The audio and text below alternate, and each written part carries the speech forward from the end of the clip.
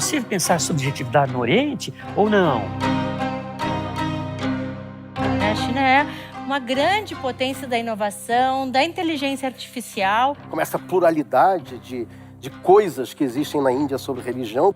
O budismo japonês continua sendo um grande desconhecido na sociedade brasileira. Uma tendência extremamente forte a uma ressignificação global do pensamento. O que nós poderíamos aprender com o Oriente? Que tipo de espiritualidade o Oriente desenvolveu? Ocidente e Oriente em Diálogo. Tema desta série do Café Filosófico. Quem somos nós e qual o sentido da existência? O que é a verdade? O que é certo e errado? O que é o belo e o justo? Essas são questões que nos inquietam desde sempre e que são investigadas por toda a filosofia ocidental. Mas e o mundo oriental? Será que essas nossas grandes dúvidas existenciais têm o mesmo sentido para essas culturas? Em que aspectos o Ocidente e o Oriente se aproximam ou se distanciam na forma de pensar a vida, de entender o sujeito e seus dilemas, a sociedade e suas inquietações? Normalmente, nós tomamos como algo tranquilo, como algo inquestionável, a ideia de que há a filosofia chinesa, a filosofia indiana e a filosofia ocidental. Mas tem uma questão importante. Dentro da filosofia, dentro da academia, essa questão não é tão tranquila. Porque nós temos afirmações categóricas na história da filosofia, de Hegel a Heidegger, afirmações categóricas de que a filosofia é uma atividade eminentemente ocidental. A reflexão que nós temos aqui hoje é a pergunta justamente por proximidades e distâncias entre o pensamento ocidental e o pensamento oriental. Então, a questão que se coloca é: há alguma coisa em comum entre esses dois universos? Ou não? São completamente distantes? Ou não? É possível falar de filosofia oriental? Se sim, por que sim? E se não, por que não? O Ocidente desenvolve um percurso, o Ocidente se estrutura a partir de um fio condutor dos gregos até o século XXI, que é um percurso que estrutura algo que nós chamamos de eu, de ego, de consciência, de subjetividade, a partir de um determinado formato que eu vou chamar aqui hoje de indivíduo atômico, de subjetividade atômica, de eu atômico. Portanto, o percurso, o projeto ocidental é o projeto da elaboração de um eu que poderíamos denominar de um eu independente, um eu atômico, de uma forma bem geral. Ora, o que nós temos no Oriente é praticamente a mesma questão.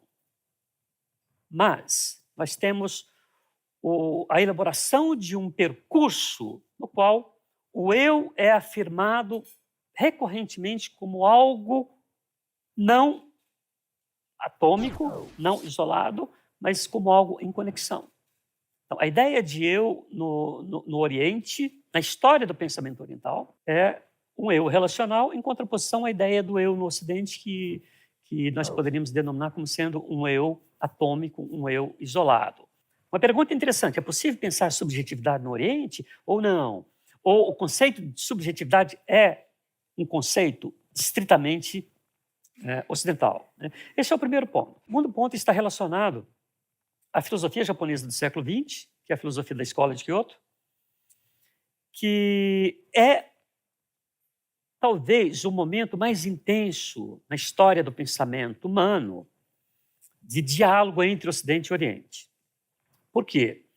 Porque a filosofia da Escola de Kyoto é uma retomada de questões fundamentais da filosofia ocidental a partir das bases do pensamento oriental. Nesse sentido, tem um autor que se torna fundamental para a filosofia da Escola de Kyoto, principalmente a partir de Hisamatsu, a partir de Nishitani e Ueda, que é o Nietzsche. O Nietzsche se torna um autor fundamental porque problematiza uma questão importantíssima para a filosofia da Escola de Kyoto a partir dessa geração, que é a questão do niilismo. Ora, o que tem a ver o niilismo com a filosofia da Escola de Kyoto?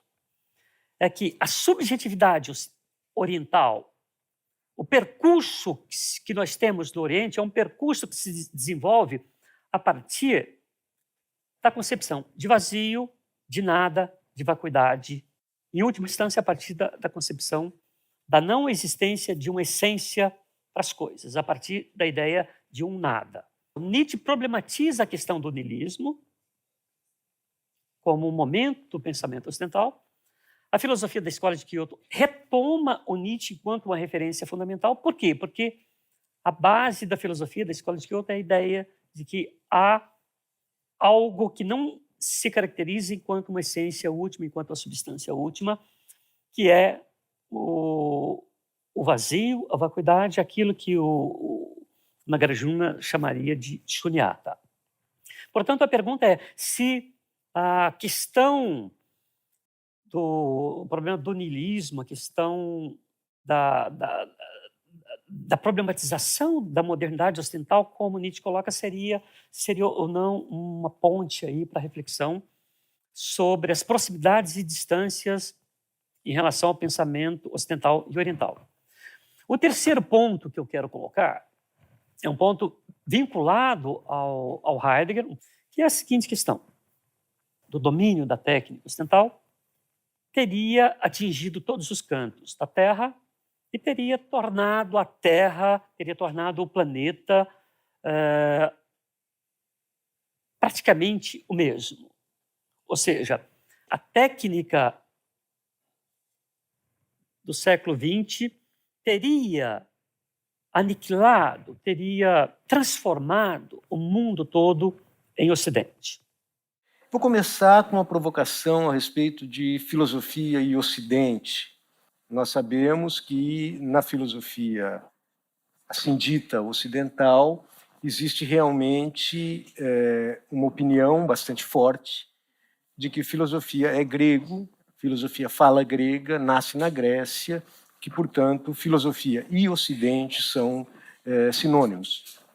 E é estranho que o mesmo Heidegger, que tenha feito afirmações tão pregnantes desse ponto de vista, tenha sido, talvez, de todos os pensadores ocidentais, aquele que mais tenha sido procurado pelos orientais para um diálogo a respeito de filosofia. E vice-versa também, a ponto, por exemplo, de se engajar em uma possível tradução conjunta do Tao Te Ching. Heidegger, de fato, é um facilitador na relação Oriente-Ocidente.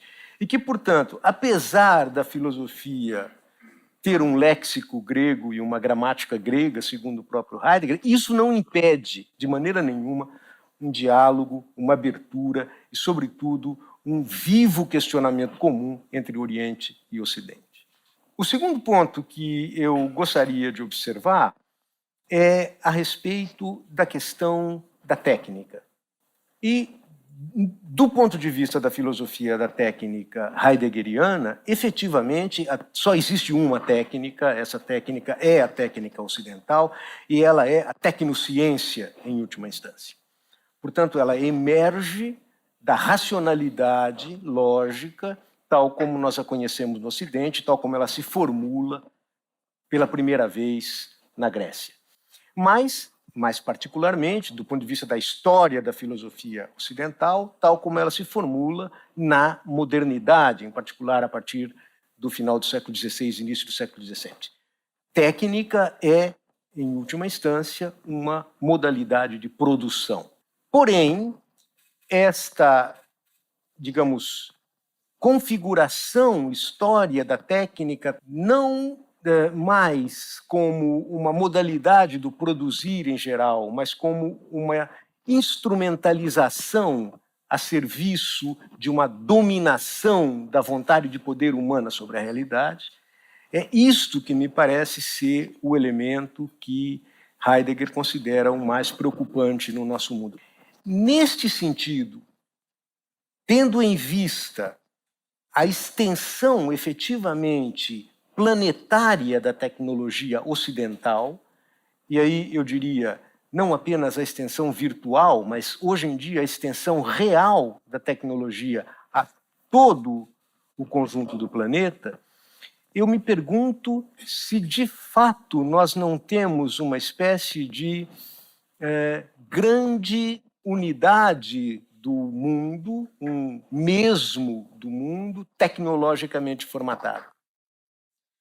De tal maneira que o Oriente, Japão, China, etc., poderiam ser pensados assim como uma espécie de modalizações de um mesmo. Esse mesmo seria justamente a racionalidade técnico-científica que vige em todos os campos da vida, desde a economia até as regiões mais rarefeitas da cultura. Ou seja, nós efetivamente vivemos um tempo em que a cibernética é a grande linguagem comum de todo o planeta, com vocação extraplanetária, intergaláctica.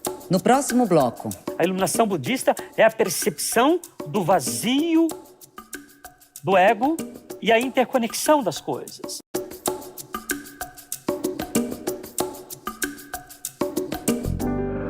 A batida expressão filosofia ocidental europeia é, na verdade, uma tautologia.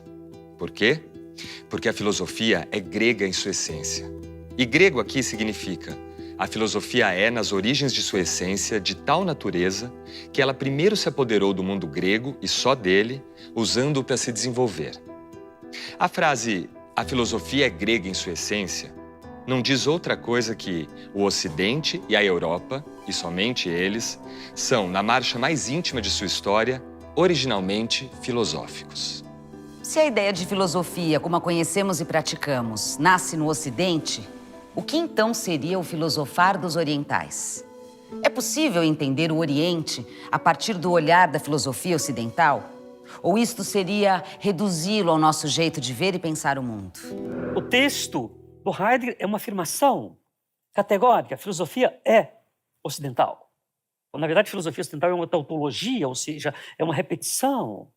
A filosofia do Heidegger é uma das coisas mais próximas do pensamento oriental que a gente pode pensar, Heidegger e Nietzsche. Mas o Heidegger tem afirmações em relação ao Oriente que são afirmações complicadas, que os próprios orientais relutam em aceitar. Então, a minha pergunta é a seguinte: isso não seria decorrente de uma incompreensão do Heidegger da ideia desse eu que se desenvolve no Oriente? O Heidegger não percebeu que o Oriente construiu outra coisa diferente. O que é que nós temos no pensamento oriental? Nós temos já com Nagarjuna a desconstrução do eu enquanto algo isolado, enquanto algo individual, enquanto algo que subsiste por si mesmo. Então, a ideia de que algo subsiste por si é bombardeada logo no início da filosofia oriental. Não só na filosofia indiana, como na filosofia chinesa também.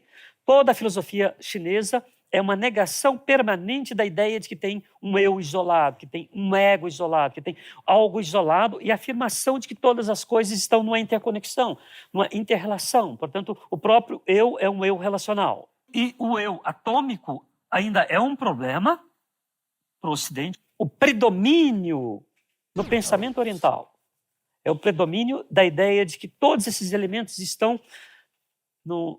funcionam no formato de rede. A rede é abolida na história do pensamento ocidental, a rede é vista como a negação da liberdade, né? O que eu quero dizer com isso é que o caráter avassalador da técnica só vai transformar o mundo todo em Ocidente se houver uma transformação do eu em relação em rede no Oriente pelo eu atômico ocidental.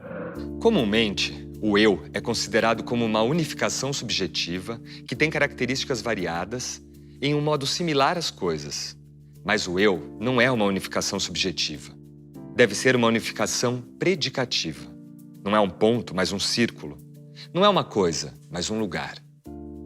O fato que eu não possa reconhecer a mim mesmo depende da circunstância de que o predicado não pode ser sujeito. Eu quero pegar um exemplo interessante. Circulou nas redes sociais, há um tempo atrás, uma reportagem sobre suicídio no Japão. Suicídio dos jovens no Japão.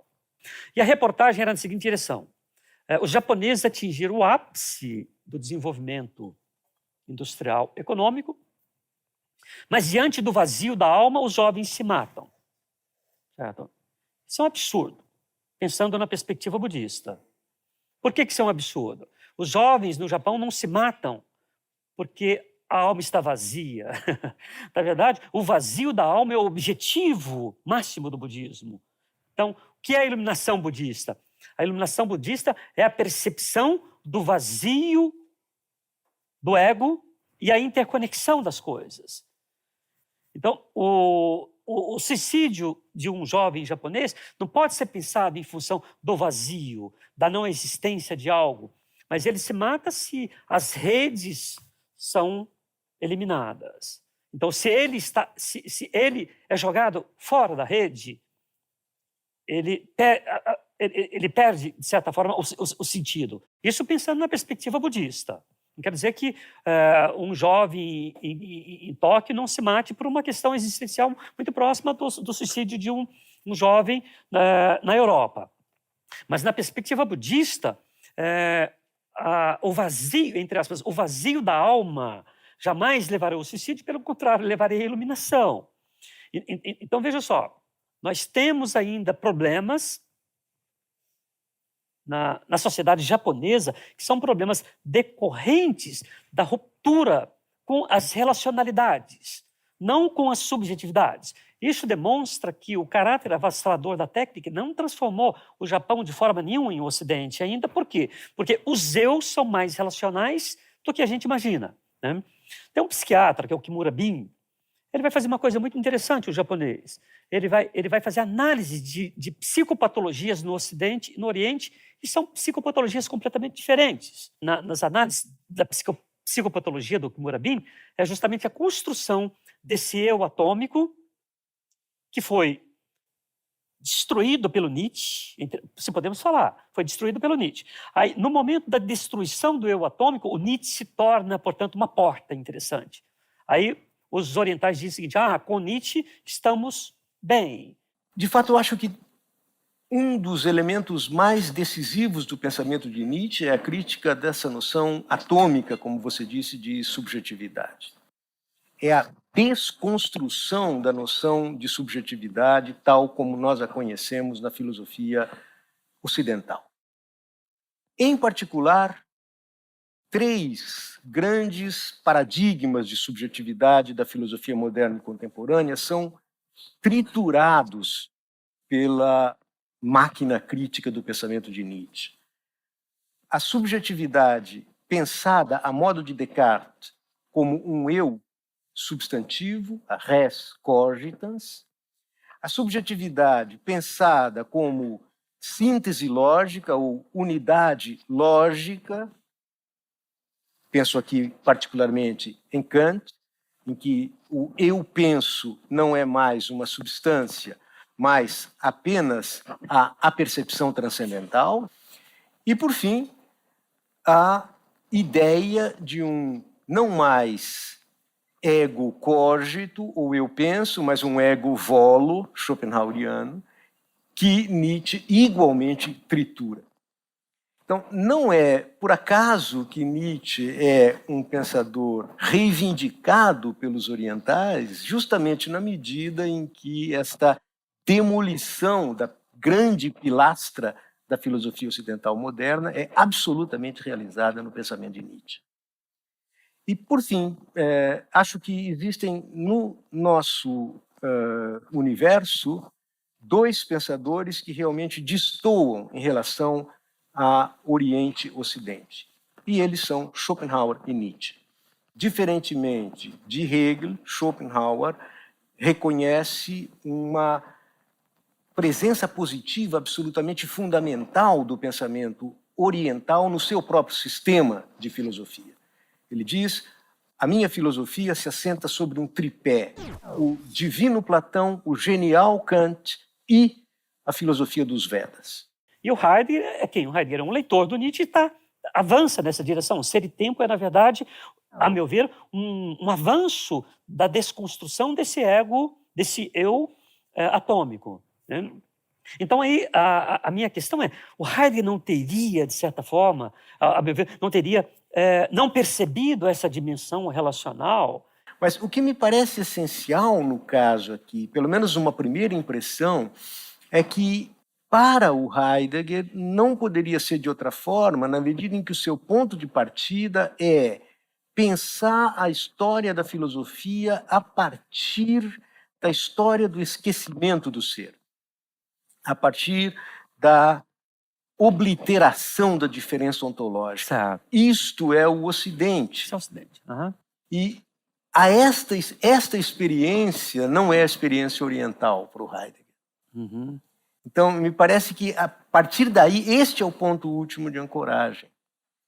E é por isso mesmo que, já que a questão, o que é o ser, aparece como tal no logos grego, então a filosofia é o logos grego e, portanto, a sua história é a história desta progressiva, digamos assim, obliteração ou desse contínuo afastamento, desse esquecimento da sua origem e a possibilidade de um retorno ainda mais originário ao pensamento do ser, mais originário do que o dos próprios gregos. Certo. A segunda observação que eu teria a fazer ainda a respeito da sua interpretação é a de que, bem, convenhamos que, de fato, existam aspectos da vida do Oriente que não foram, por assim dizer, invadidos pela técnica e que permanecem, portanto, distintos da racionalidade lógica própria da tecnologia ocidental.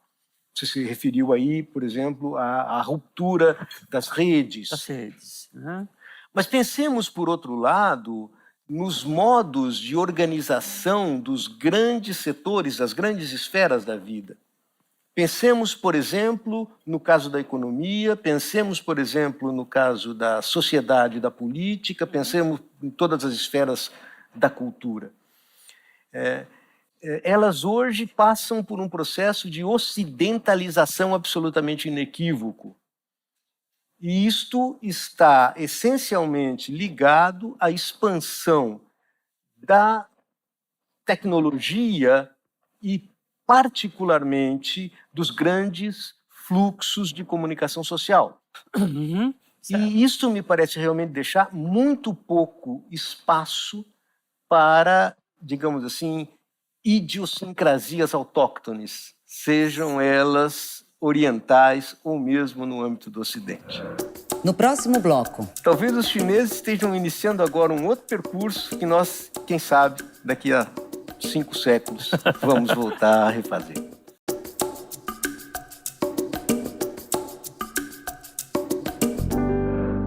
A partir de 1800, movimentos comerciais e diplomáticos aproximaram o Ocidente do Oriente. E os países orientais se apropriaram do legado técnico-científico produzido pelo Ocidente. Mas será que a padronização, muitas vezes incentivada pelas tecnologias, pode promover também uma colonização do eu? Seria possível dizer que o Oriente se ocidentalizou? Nós, japoneses, somos herdeiros de duas culturas completamente diferentes. Esse é um grande privilégio que os ocidentais não compartilham, mas ao mesmo tempo imputa uma grande responsabilidade em nossos ombros, a de lançar as bases do pensamento para um mundo por fazer, para um mundo unido além das diferenças entre Oriente e Ocidente. Eu acho que a gente tem uma discussão muito interessante que ocorre no Japão na década de 40, 1942. Tem um grande encontro, um grande debate no Japão e tem um evento especial com o seguinte tema: ultrapassamento da modernidade. E a filosofia da Escola de Kyoto pensa, em 1942, a seguinte questão: o projeto da modernidade, o projeto de modernidade ocidental, é um projeto que deve ser assimilado como pacote na sua totalidade ou não? Não há uma negação, de forma nenhuma, de que o Japão tenha assimilado parte da modernidade, que o Japão tenha assimilado a técnica ocidental, que o Japão tem assimilado elementos da modernidade na arquitetura, que a China tem assimilado a modernidade técnica, isso não há nenhuma discussão. A pergunta mais interessante é se até assimilar a economia de mercado significa a substituição desse percurso, que é o percurso da estruturação desse eu. Eu estou querendo retomar esse ponto que é fundamental. O Oriente deixou de ser Oriente, ou o Oriente não deixou de ser Oriente. O debate em torno do ser não ocorreu na China e na Índia, na Antiguidade, como ocorreu na Grécia. Mas não há um desconhecimento, por exemplo, na Índia, do debate em torno da substância última, da existência de uma substância última, de uma essência, ou não. Então, a Índia conhecia muito bem a questão do elemento último, do eu isolado. Isso não era desconhecido da China. Tanto é que a filosofia budista, principalmente o budismo Mahayana, é justamente a construção de um projeto de eu não isolado, não independente.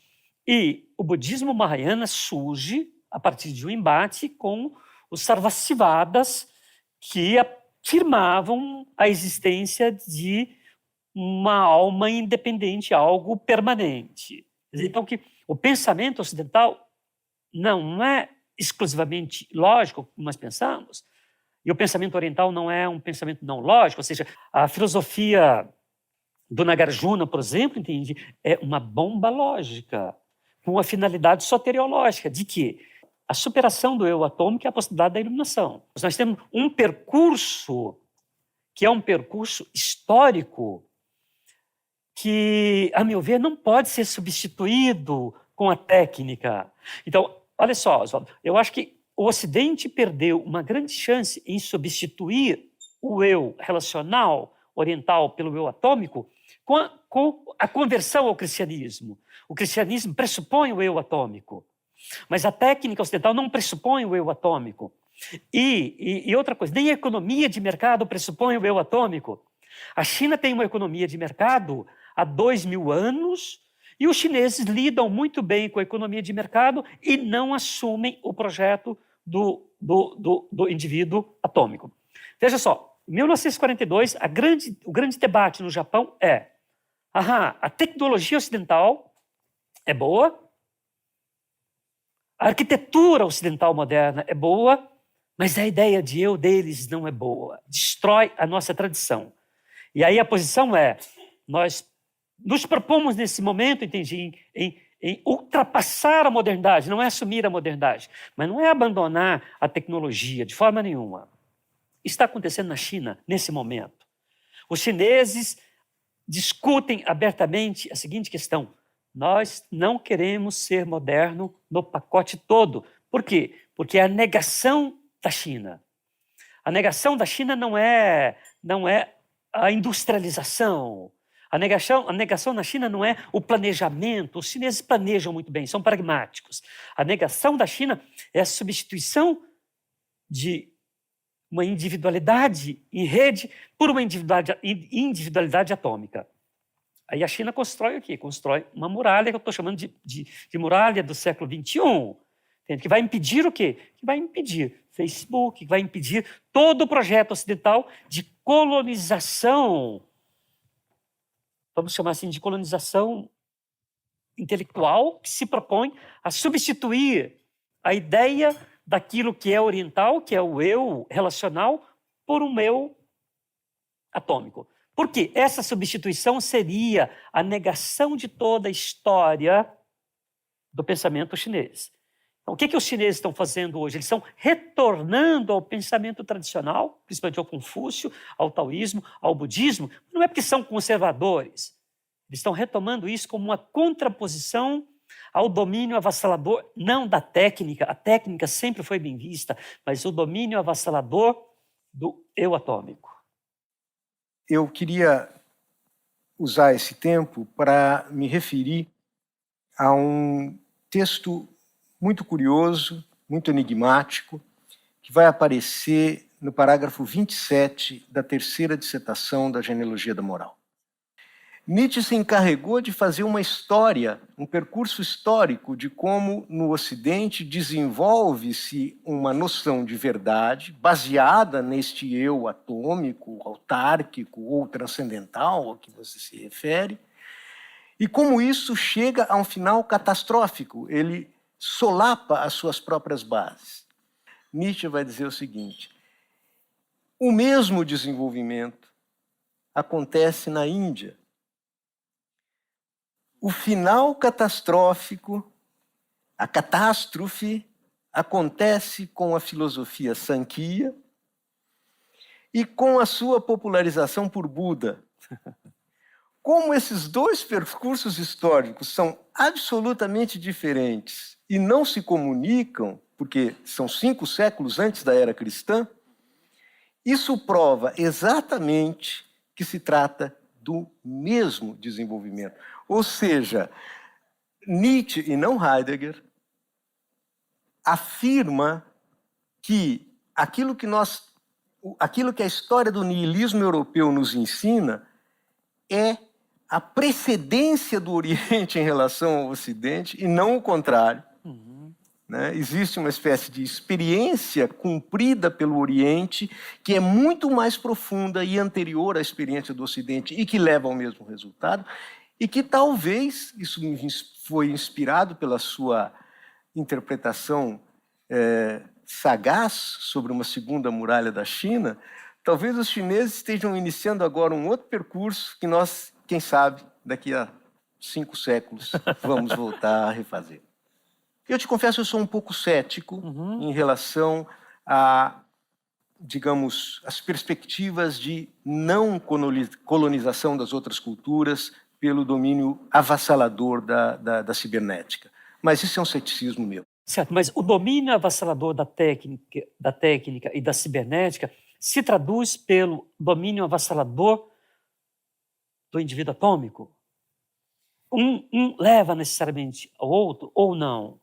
É possível pensar o domínio avassalador da técnica a partir da ideia de uma subjetividade em rede, de um eu em rede? Eu acho que não. No fundo, eu acho que a subjetividade em rede, de fato, é uma muralha, é um antídoto a isso, mas o que me causa a maior preocupação é uma espécie de tendência, uma tendência extremamente forte a uma ressignificação global do pensamento. Isso está embutido, a meu ver, na cibernética. E o pensamento passa a ser identificado com processamento de informação. E na medida em que nós reduzimos o pensamento a uma atividade de processamento de informação, bem, aí sim nós temos uma unilateralidade que me parece extremamente perigosa. E tendencialmente vencedora. Então, acho que o diálogo Oriente-Ocidente se enriquece justamente a partir, digamos assim, da consciência do perigo que está implícito nesse tipo de tendência. Mas uma pergunta um pouco mais, talvez um pouco mais perspicaz nessa direção, é se nós não perdemos de vista o que é realmente o Oriente, quando nós afirmamos que se tornou Ocidente. O que os economistas falam sobre a China? Nós não sabemos o que é a China. Se é um comunismo de mercado, se é um capitalismo estatal, nós não sabemos o que é a China. Gente, ora, a China é um projeto confuciano, neoconfuciano, budista, taoísta, como assim? Certo? Então, nós só poderemos entender a economia, a dinâmica da economia chinesa, a partir não da ideia da liberdade individual do liberalismo. Isso não nos leva à China. Né? Então, a ideia de que há um eu isolado, esse eu culmina em algum momento na liberdade individual do homem moderno, portanto, isso não funciona com a China. Os economistas ocidentais todos estão torcendo para a economia chinesa desmoronar, de certa forma, ou pensando que vai desmoronar, que não se sustenta por isso, por aquilo e tal, tudo mais. Vai surgir uma classe média que vai colocar em xeque o Xi Jinping, vai colocar em xeque a estrutura do partido. Olha, mas se a China não foi colonizada, entre aspas, pelo o indivíduo atômico, isso não vai ocorrer. Por quê? Porque a estrutura é piramidal, as redes são piramidais, e a classe média se pensa a partir da ideia de indivíduo relacional, não coloca a rede em xeque de forma nenhuma, porque isso é confuciano. Você tem redes, níveis diferentes de redes, da qual a família é uma rede importante, que vai reestruturando todas as redes, tudo funciona em rede, portanto, dificilmente o sistema vai ser colocado em xeque a partir dos nossos anseios, a partir das nossas ideias de que vão acontecer reivindicações que são típicas do indivíduo atômico ocidental e que são reivindicações típicas da ideia de liberdade individual, que só pode ser pensada dentro do projeto ocidental, não pode ser pensada dentro do projeto oriental. O indivíduo em rede compreende a liberdade individual em rede, não como a liberdade individual do indivíduo atômico. Acho que até para entender a dinâmica da economia chinesa, como aquilo funciona, é necessário pensar que há outro percurso e esse outro percurso tem outros pressupostos. Agora, se vai ser ocidentalizado, eu acho que ainda é outro ponto. Então, a minha questão é simples. Eu acho que a técnica só, né, a informática, isso tudo, talvez não seja suficiente ainda para transformar o Oriente e o Ocidente. Talvez, e esperemos que não, da mesma maneira como podemos conservar a esperança também do lado do Ocidente, né? Porque é possível que a técnica possa se lembrar das suas origens e que, portanto, nós possamos, digamos assim, retomar da técnica aquilo que lá, primordialmente, ela foi uma modalidade da poiesis humana e não apenas um projeto de dominação da natureza. E eu acho que isso existe lá no Oriente, existe aqui no Ocidente também. São, digamos assim, fachos de luz nesse panorama sombrio que a gente está atravessando. Eu espero que você tenha razão. No próximo bloco. O caso Kurosawa que nos coloca em comunicação. É isso, e não Bollywood.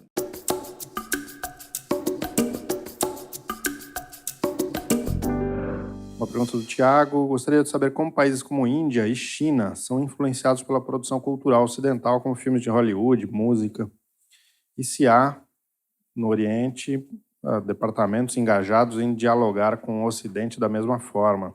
Seria Bollywood algo assim? Ou cinema chinês? A perspectiva chinesa é muito mais oriental, mas mais chinesa, é muito mais includente. Os chineses assimilam rapidamente tudo, todas as coisas, traduzem tudo. Os japoneses também consomem tudo, traduzem tudo, querem saber de tudo. E fazem coisas interessantíssimas. Eles pegam um pensador como Rousseau, por exemplo, e leem o Rousseau, e decifram o Rousseau e falam, olha, mas a ideia de liberdade não serve. E é central no Rousseau. Mas eles conseguem pegar apenas outros aspectos. Então, o caráter includente da tradição, principalmente da tradição chinesa, tem a ver com a própria história da China, tem a ver com a não existência de uma demonização da técnica. Olha, tudo bem, assimilam essa parte, aquela parte, assimila aquela outra parte, mas o indivíduo ainda se estrutura no formato do indivíduo confuciano, budista, taoísta, neoconfuciano e assim por diante. Mas esse indivíduo não é um indivíduo que foi construído por Aristóteles, pela alma cristã, pelo sujeito cartesiano, pela desconstrução nietzschiana, não é. São coisas completamente diferentes. Então, veja só, o ponto de partida é a inexistência de uma substância última, é o nada, é o wu, é a shunyata, é tudo isso, entende? Não é algo que faz o ego, o eu. Então, não é substancialidade. Então, eu acho que a pergunta mais importante é se fazer Bollywood, se assimilar McDonald's em qualquer lugar, roupas, isso, aquilo, carro, significa a substituição desse projeto. Então, essa é uma pergunta importante, porque, na verdade, a substituição de um projeto por outro é o abandono da tradição. Então, os chineses não só os chineses, mas todos eles deveriam abandonar radicalmente aquilo que faz com que eles sejam eles. Agora, aí eu faço uma pergunta, seria possível o Ocidente abandonar a ideia de subjetividade que foi construída? Jamais.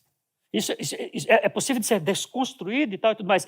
Então, o processo inverso seria impossível, né, a meu ver. Acho que tem esse ponto que você tocou, sem dúvida nenhuma, ele é central, mas eu queria me referir aqui a, independentemente de iniciativas que assumam determinadas características que vão na direção da importação, da cópia, etc., mas exemplos que mostrem pontos de conexão, digamos, pontes que possam ser construídas entre essas duas culturas. E eu queria dar um exemplo aqui de uma experiência estética bastante singular. Akira Kurosawa. Em conversa com colegas filósofos estetas japoneses, a opinião deles era unânime. Kurosawa não é um cineasta japonês. Kurosawa é um ocidental. Bom, isso daí já me provocou em mim uma reação escandalizada, porque eu estava me referindo justamente a Dodescaden. E, na célebre conversa entre um perguntador e um japonês, quando se trata justamente da fotografia, etc., quem é que o Heidegger menciona? Akira Kurosawa. Rashomon. Rashomon. Justamente. Mas veja, a importância aqui, Antônio, não é o Heidegger, certo, mas o caso Kurosawa que nos coloca em comunicação. É isso, e não Bollywood. Quando Heidegger escreve uma conversa entre um japonês e um inquiridor sobre o filme Rashomon, de Kurosawa, deixa evidentes as diferenças entre Oriente e Ocidente. Pensei ter percebido nesse filme, Rashomon, o encanto do mundo japonês, que nos leva às regiões do mistério. Nós, japoneses, achamos a representação do filme demasiado realista em muitas passagens. Por exemplo, na cena de duelo. Ao dizer que o filme é realista, referia-me ao fato de um mundo japonês ter sido aprisionado pela objetividade e colocado à disposição da fotografia. Se ouvi corretamente, o senhor quer dizer que o mundo oriental e o produto técnico-científico da indústria cinematográfica são incompatíveis. É o que penso. Qualquer que seja a qualidade estética de um filme japonês, já o simples fato do nosso mundo ser apresentado num filme obriga-o a entrar no âmbito do que o senhor chama de objetividade. A objetivação do filme é uma consequência da europeização crescente. Mais uma questão aqui do Facebook, Ricardo Leite. O eu no Oriente é em rede, holístico, sistêmico, enquanto o eu atômico é mais artificial, elaborado logicamente. Essa parte é um comentário, né? E aí ele pergunta, seria possível uma assimilação de ambos mais do que a dominação ou a disputa de um sobre o outro?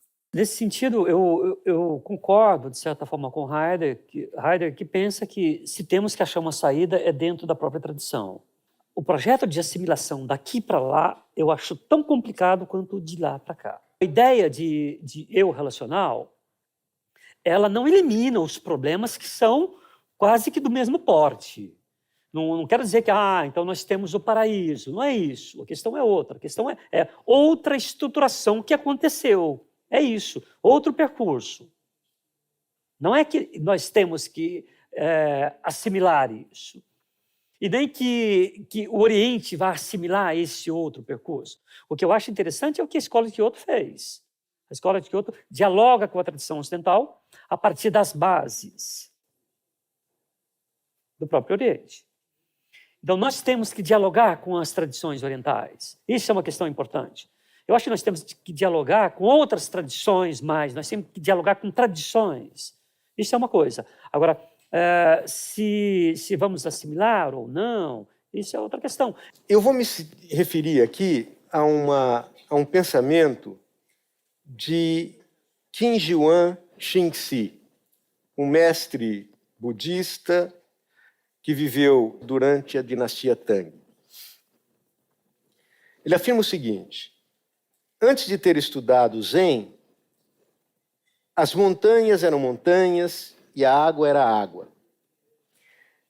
Depois de ter estudado o Zen durante algum tempo, as montanhas não eram mais montanhas e a água não era mais água. Mas agora, depois de ter estudado o Zen mais longamente, encontrei descanso. E assim como antes, eu vejo que as montanhas são justamente montanhas e a água é justamente água. Esse tipo de pensamento é estruturalmente igual às 3 transformações do espírito de Assim Falou Zaratustra. A transformação do espírito em camelo, que corresponde à primeira fase, a transformação do espírito em leão, que corresponde à segunda fase, e a transformação do espírito em criança, que corresponde à terceira fase. Os orientais já se debruçam a entender o Ocidente há muito tempo. Dialogam com o Ocidente. E o que ocorre com o Ocidente? Principalmente com o Brasil. O Brasil simplesmente desconhece o negócio, desconhece a dinâmica. Que dinâmica é essa? É possível um eu relacional, mas como nós vamos pensar a questão de uma permanência mínima? Como nós vamos pensar a questão da individuação? Tem uma reflexão sobre individuação ou não?